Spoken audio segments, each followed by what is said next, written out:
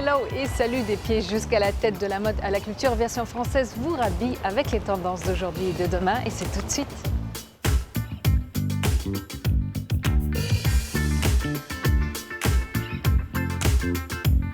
Bien à l'abri sous les arcades, le théâtre du Palais Royal nous a ouvert ses portes en scène maestro. Des bijoux les plus petits aux ornements grandioses, Tahir Chiméric nous raconte une histoire, celle de ses inspirations rêveuses. Si on vous dit pierrerie mais alexandrin, vous répondez poésie bien sûr. Un triolet d'adresses tout en vert. La laque n'est pas réservée aux experts de cheveux, ici on parle de la technique ornementale asiatique. Et c'est Marie qui nous explique. Bon pour la tête, beau pour les yeux, le tout en version 100% française, c'est point de vue.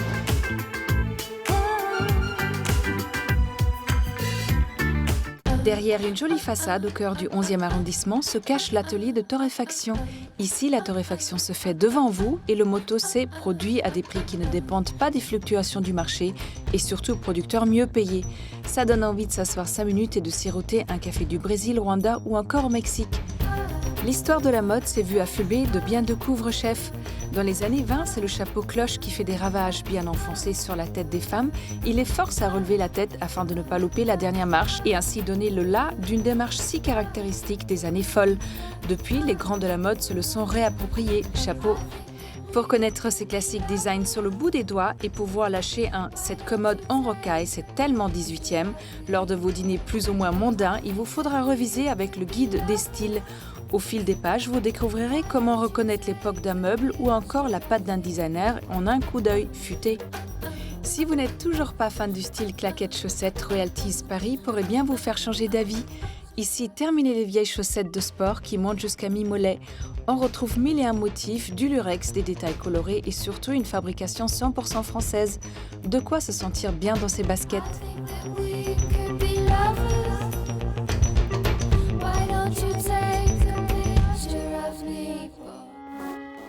Derrière une façade classée au monument historique se cache le théâtre du Palais Royal. Nous nous sommes glissés dans ses coulisses centenaires.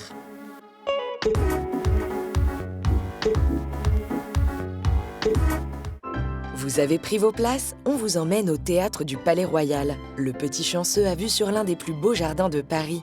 À l'intérieur, il n'a rien à envier aux autres. Une architecture à l'italienne, des balcons dorés, des sièges en velours et surtout des coulisses qu'on a décidé de vous révéler. Inauguré à la veille de la Révolution française en 1783, le théâtre du Palais Royal n'a pas immédiatement pu faire ses preuves. C'est son directeur qui nous raconte. Pendant la Révolution, il y a eu des interdictions, des censures. À la fin de la Révolution et à l'Empire, ce théâtre n'avait plus le droit de représenter des œuvres parlées. C'est devenu un endroit où on passait des sortes de numéros de cirque, de cabaret. Et puis après, c'est devenu un café. C'est un comédien, un transfuge du gymnase qui a racheté le lieu et qui l'a rouvert après quand on a relibéralisé les théâtres. Grâce à ce comédien transfuge, le théâtre renaît de ses cendres et connaît un succès fulgurant. Il y a découvert très rapidement un auteur qui s'appelle Eugène Labiche et qui a fait les belles heures de ce théâtre. Et c'est aujourd'hui l'un des plus vieux théâtres de Paris avec le théâtre de l'Odéon et la Porte Saint-Martin, 1 ou 2 ans près. Oui, on va pas chipoter. Par contre, une chose est sûre, le théâtre a bien une autre particularité. On a le dernier rideau, l'ouverture à la française à Paris. Il y a l'ouverture à l'allemande, qui est donc un rideau qui se ferme comme ça, comme une guillotine. Il y a l'ouverture à l'italienne, qui s'ouvre comme ça, de chaque côté, qui disparaît. Et il y a l'ouverture à la française qui combine les deux. C'est-à-dire qu'à la fois, elle monte et s'échappe par les côtés. Allez, partons nous balader dans l'envers du décor. Premier arrêt dans ce foyer. À l'époque, il servait aux spectateurs pendant l'entracte. Décoration, mobilier, passementerie, ici, tout date du 19e siècle. On a des fresques, une énorme fresque ici, où il y avait tout, où on voit tous les acteurs vedettes du Palais Royal de l'époque. On espère que vous avez bien profité du foyer, car on quitte le velours pour un peu moins de confort. Nous allons entrer dans un lieu où le public ne va jamais, qui sont les cintres du théâtre. Suivez-moi. On vous fait confiance, on vous suit, Sébastien. Nous sommes sur les dessus de scène où sont accrochées toutes ces perches, les décors. On a pratiquement la même hauteur invisible que de hauteur visible. Ah oui, c'est un sacré dressing pour ranger les décors, ça fait rêver. Nous avons les commandes manuelles de toutes ces perches avec le mot qu'on ne peut pas utiliser au théâtre. Parce que là, vraiment, si je l'utilise ici, là, sur la passerelle, ce serait vraiment très, très dangereux. Donc voilà, toutes ces commandes qui nous permettent de lever et de baisser les perches à la main. N'ayons pas peur des superstitions, Sébastien parle de cordes. Ça y est, c'est dit. Un mot interdit au théâtre car à l'époque, beaucoup de machinistes sont d'anciens marins. Et sur un bateau, la corde est réservée à pendre les mutins. Ah, Sébastien veut nous emmener ailleurs. On a une petite terrasse qu'on va vous montrer. On a une partie des escaliers extérieurs qui était l'escalier de secours, qu'on n'utilise plus aujourd'hui du tout, mais qui était un des premiers escaliers de secours, style Eiffel, qui existe sur un bâtiment parisien. Révolutionnaire pour l'époque, ces escaliers extérieurs ont aussi permis de ne pas défigurer l'intérieur du théâtre quand il a fallu penser à ces sorties de secours. Bon allez, on doit encore grimper. On est vraiment dans le grenier du théâtre. C'est encore évidemment un endroit où le public ne va jamais, où même le directeur ne va jamais. Merci d'avoir fait une exception pour nous, monsieur le directeur. Ici, on est juste au-dessus du lustre de la salle. Ici, vous avez 2 trappes qui s'ouvrent, qui s'échappent sur le côté.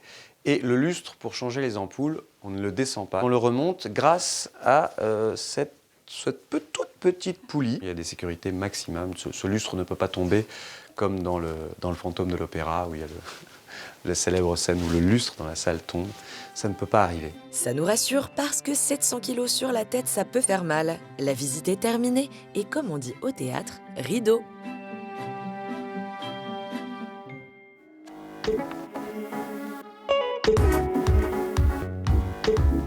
L'amour des matériaux bruts et imparfaits donne naissance, grâce à Taher Chemeric, à un monde parallèle plein de légendes.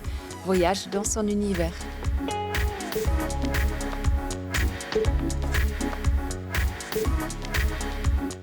En poussant la porte de cet atelier du 20e arrondissement de Paris, on a découvert l'univers poétique de l'artiste Taher Chemeric, un artiste hybride qui a eu plusieurs vies au service des plus grandes maisons françaises.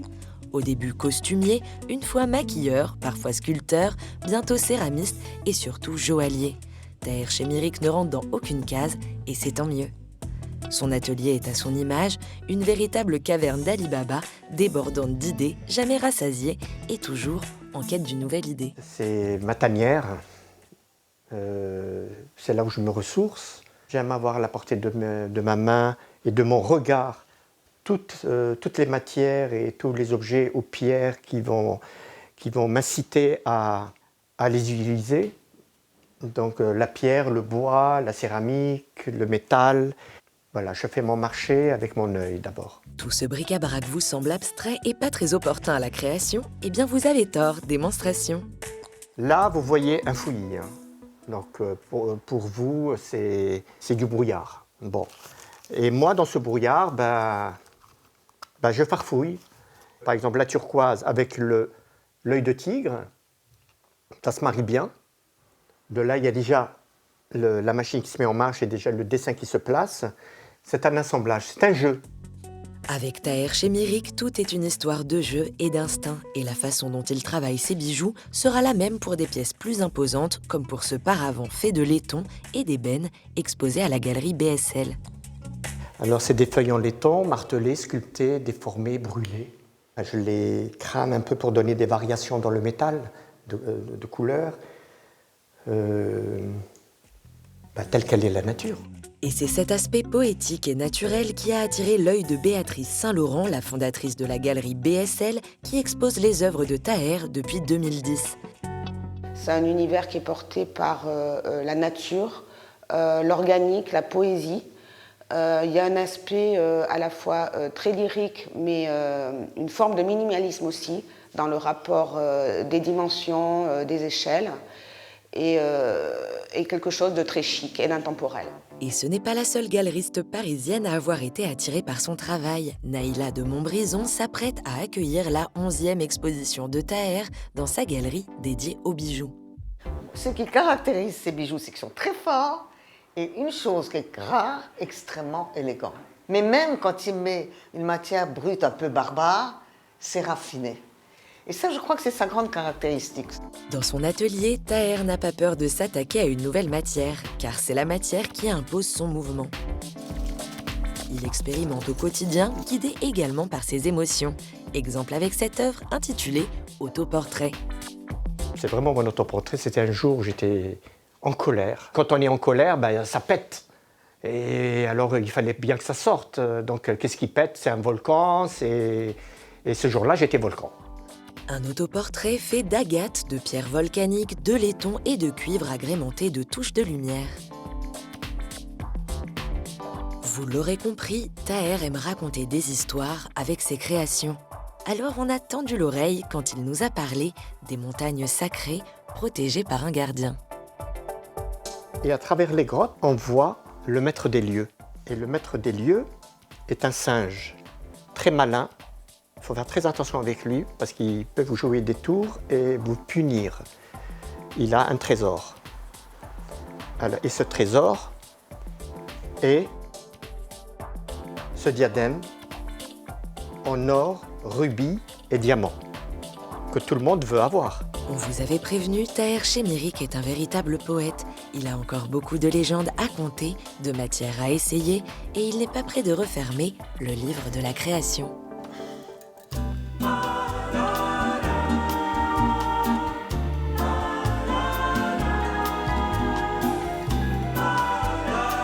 Bonjour Taher. Bonjour. Taher, récemment vous étiez élu le designer le plus influent du monde par le Times. Vous avez des expositions permanentes au Musée des Arts Décoratifs, au MAD à New York. Et pourtant, vous êtes très poétique, très rêveur. On a l'impression que vous êtes un doux rêveur, c'est vrai? Je suis quelqu'un de très contemplatif, mais dans l'action. Oui. Voilà. Et j'assume oui, cette rêverie, oui. Ça m'a toujours porté, et puis je rêve. C'est vrai, je rêve. Je rêve en marchant. On a l'impression que votre vie est jalonnée de rencontres, de belles rencontres. Peut-être la première très marquante était pour dessiner des costumes de l'opéra. La première, c'était, j'étais aux Arts Décoratifs, donc j'étais en train de préparer mon diplôme. C'était Catherine Samy, qui était comédienne et qui est devenue la doyenne de la Comédie Française, et qui me parle de Jean-Luc Boutet, qui était comédien sociétaire de la Comédie Française et qui avait besoin de quelqu'un pour un opéra. Et moi, avec mon innocence et ma joie, et, enfin, avec votre fraîcheur. Ma fraîcheur, entre guillemets, puis j'ai été le voir avec mon carton de dessin, avec tout mon monde. Il voit mon travail et puis il me dit « top là, on commence ». C'est incroyable. Et vous aviez quel âge? Vous aviez 23 ans. Il faut dire que vous avez commencé en Alger par faire les beaux-arts. Oui. Est-ce que c'était une évidence pour vous, pour votre famille? Oui, c'était une évidence depuis gamin. Donc j'ai eu des parents très portés sur l'art. Donc mon père, un homme impressionnant, sincèrement impressionnant, qui m'a porté, mais plus que porté. Parce qu'il a cru en vous? Ah oui, gamin. Gamin, en me voyant dessiner. La première des choses, c'est que j'ai gribouillé partout, ma mère m'engueulait, puis mon père me prend par la main, m'emmène derrière le mur de la buanderie. Il y a un grand mur, il m'a dit « ce mur est à toi ». J'ai dit « maman ». Il m'a dit « ta maman ne dira rien parce qu'il est à toi ce mur ». J'avais 5 ans. Alors, on a parlé de rencontres tout à l'heure. Il y a une autre rencontre très forte qui est avec Karl Lagerfeld, avec lequel vous avez travaillé pour Chanel pendant 12 ans. Oui. Alors, ça, c'est une très, très belle rencontre. C'est un grand monsieur pour moi. Et j'ai travaillé pour pas mal de maisons, mais pour moi, c'est le monsieur. C'est quelqu'un de très généreux. Alors justement, il y a ces rencontres qui ont jalonné votre vie. Est-ce que vous, à votre tour, vous transmettez aux jeunes? Oui, c'est important. Qu'est-ce que vous leur dites? Qu'est-ce que vous leur transmettez? Ce que je leur dis en premier, c'est de faire des erreurs, beaucoup d'erreurs. Parce que les erreurs, ça porte et ça corrige. Et tant qu'on n'a pas fait d'erreurs, on ne grandira pas. Il faut faire des erreurs et les assumer et s'enrichir de ces erreurs. Il faut se perdre aussi. Pour moi, c'est très important de se perdre. Alors, il y a aujourd'hui 2 facettes de votre travail. Il y a les bijoux et puis les sculptures. Et à un moment donné, vous étiez vraiment lancé dans les bijoux. Ces bijoux, qui sont en fait des sculptures fonctionnelles, portables, sont devenus grands. Comment ça s'est passé, ce basculement? Ce basculement, c'est premièrement, les bijoux, j'ai eu une chance énorme, c'est que j'ai eu du succès avec ça. Surtout aux États-Unis, les États-Unis m'ont beaucoup porté. Et Et voilà qu'arrive la crise. Et donc l'or a flambé. C'était la catastrophe pour les ateliers à Paris, pour des créateurs comme moi, parce qu'on n'achetait plus. Alors moi, il fallait que je m'occupe dans mon atelier vide. Il n'y avait plus personne, j'étais tout seul. Que faire? Alors je me suis occupé. Une fée arrive, et c'est Béatrice Saint-Laurent. Donc elle m'a porté, top là, elle m'a présenté à Art Basel, à Miami, et ça a été magnifique. Voilà. Et c'était l'explosion. Ouais. Et c'est devenu des bijoux d'intérieur.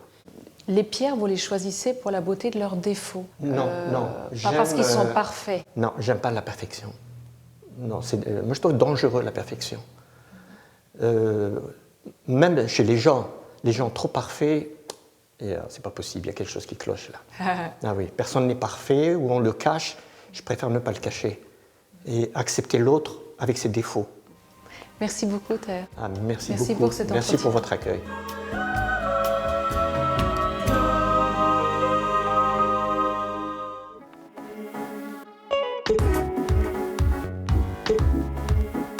Si Paris est la ville des amoureux, c'est aussi celle des poètes. Nous avons redécouvert les 3 adresses qui font rimer Paris avec poésie.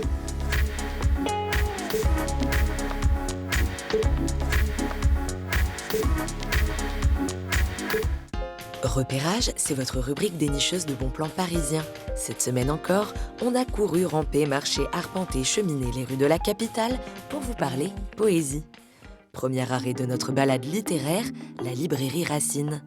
Une poignée de bénévoles, amoureux de la poésie, font vivre les mots de ce lieu. Tous les gens qui s'occupent de poésie, quelque part, sont plus que des résistants, des maquisards. Parce que le poète est considéré comme un raté aujourd'hui dans nos sociétés. Et on parle beaucoup de poésie, c'est ça le paradoxe, si vous voulez. La poésie est partout aujourd'hui, sauf dans le poème. Le poète aujourd'hui, c'est un footballeur qui est virtuose sur son aile, c'est un bon restaurateur, c'est un bon interprète musical. Eux, ce sont des poètes. Les vrais poètes restent dans l'ombre. Les bénévoles se relaient pour animer une revue sur la poésie. Grâce à eux, certains ouvrages au faible tirage ont une seconde vie. Des poètes de tous les horizons viennent les voir pour être conseillés, accompagnés et parfois même édités. Ça leur prend beaucoup de temps pour les résistants poétiques. Mais quand on écoute Alain, on comprend mieux pourquoi. Il faut laisser filtrer la lumière des étoiles. Sans fenêtre, la forteresse serait plus noire que la nuit. Le contraste la trahirait. Comptez autant de fenêtres qu'il y a d'étoiles.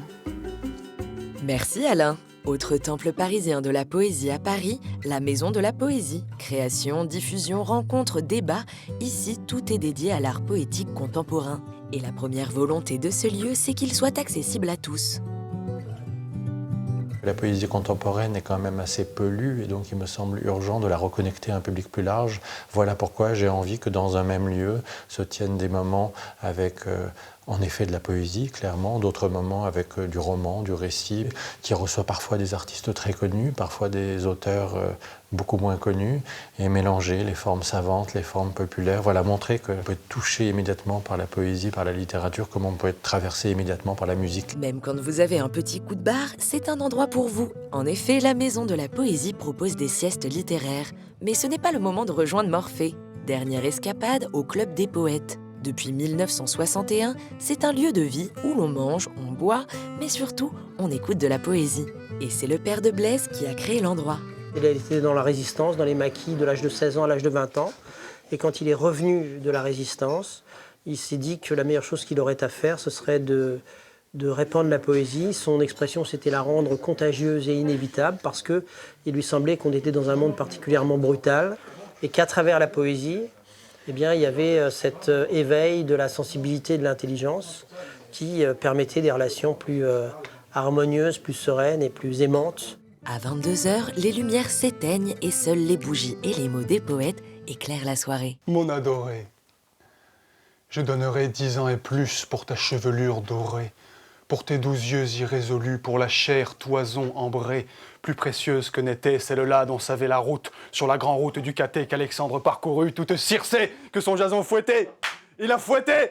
On essaie d'embrasser toute la tradition poétique depuis le Cantique des Cantiques jusqu'à des jeunes poètes et poétesses qui disent leurs propres poèmes ici, avec cette exigence qui est qu'il faut que les personnes apprennent par cœur, de manière à ce que le temps qu'on va demander d'attention aux personnes, parce qu'on est c'est très important pour nous d'avoir un beau silence, d'avoir vraiment un moment où la parole poétique va s'élever, elle va être complètement écoutée, où il va y avoir une véritable écoute. Pour qu'il y ait ça, il faut que les personnes aient préparé aussi de leur côté. À tes rayons, je brûle, en sanglots, en riant, mais j'aime maintenant. Après cette journée poétique, on n'a qu'une seule envie, c'est de rejoindre ces résistants. Le monde pourra recommencer.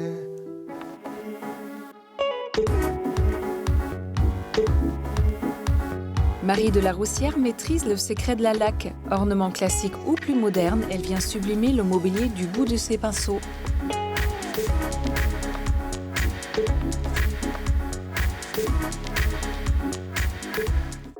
Si on vous dit laque, vous pensez sûrement aux célèbres spray fixants pour les cheveux ou au délicieux canard laqué chinois.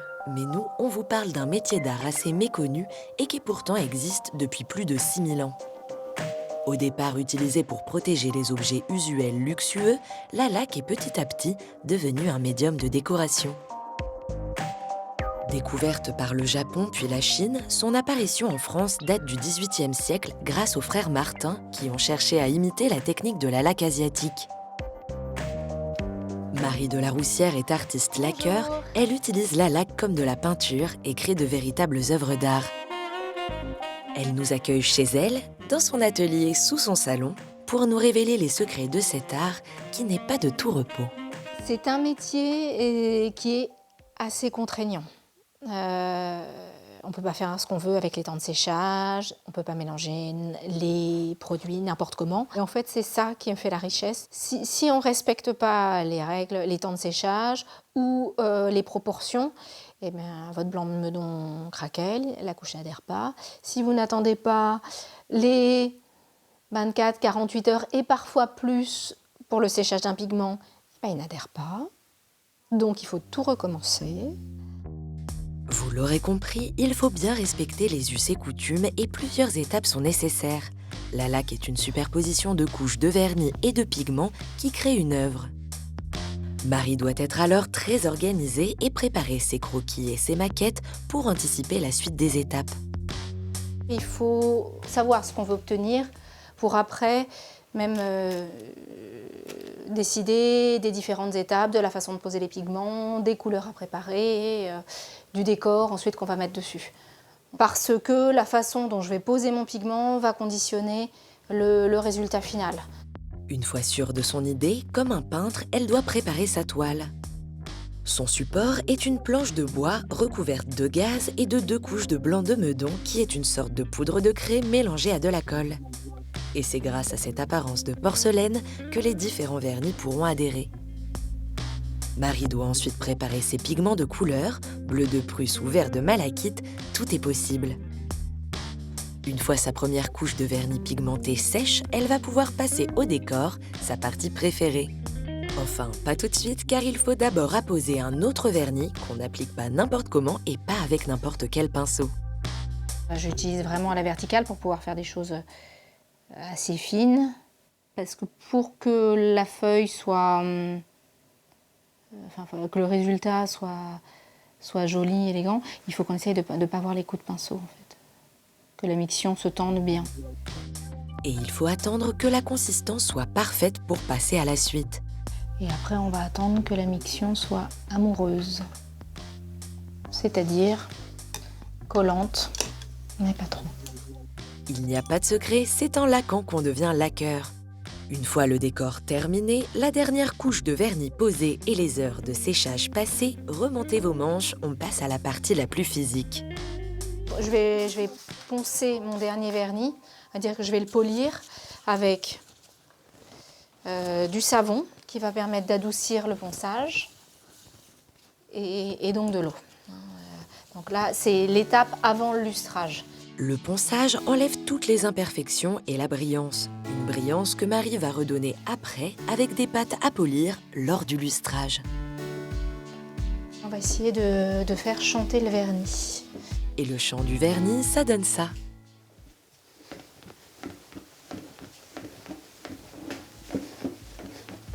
Ce chant, Marie est bien décidée à le faire résonner encore longtemps dans son atelier. Et nous, c'est dans cet artisanat qu'on adore la voir briller.